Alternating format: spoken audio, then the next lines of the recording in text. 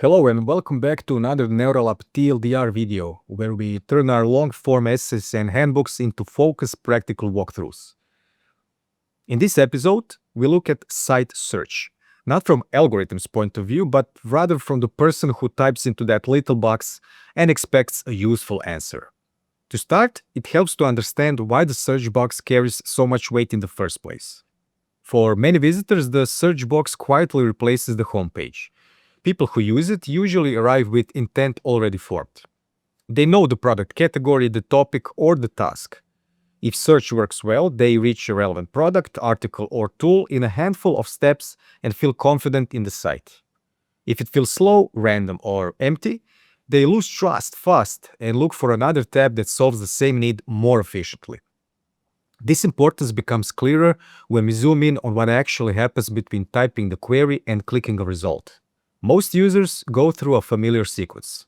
After typing the query, they scan the top of the result list, maybe refine the text a little bit, and then reach for filters or sorting to trim the list to something manageable. At every step, users are running a quick mental test. Does this look like something that will get me closer to my goal? If a few times in a row the answer is no, they quit.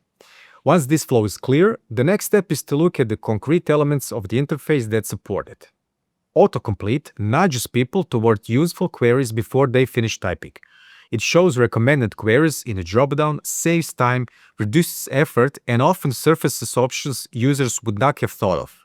Enriched search suggestions take this further. As users type, the dropdown can show recent searches, featured products, key categories, or imported articles directly under the search box.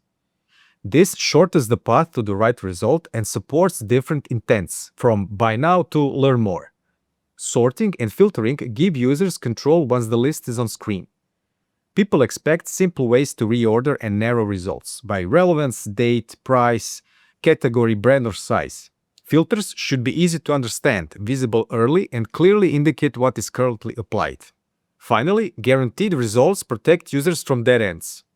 Behind the scenes, this means managing synonyms, product names, and common misspellings, watching for queries that often fail, and adding fallbacks. Features like "Did you mean?", alternative search terms, and well-designed empty states keep the journey going instead of stopping at no results. On top of these essentials, some projects benefit from extra features. A sticky search box keeps search available while users scroll. Typo tolerance makes sure small mistakes still return useful results. Recent searches help people pick up where they left off. Natural language, voice, and image search allow users to express intent in a way that feels more like everyday behavior. These building blocks stay roughly the same, but how you prioritize them depends heavily on the industry you are designing for. The same interface can support very different strategies underneath. Beauty sites, for instance, serve curious, research-driven shoppers who rely on visual results, routine-based filters, and queries built around specific concerns. Healthcare platforms prioritize trust, medically accurate terminology, and clear paths to safe, regulation-aware information or products. Fashion stores lean on visual discovery, sizes, availability, and fast filter-heavy browsing across collections, styles, and seasons. Travel platforms help planners juggle dates, locations, prices, and reviews with strong date pickers, flexible filters, and often map-based results. Wholesale and distribution portals support B2B buyers who search by SKUs, technical attributes, packaging, and bulk options inside complex catalogs. Good search starts with a clear picture of the business model and user tasks, and then chooses filters, synonyms, and ranking rules that support these priorities.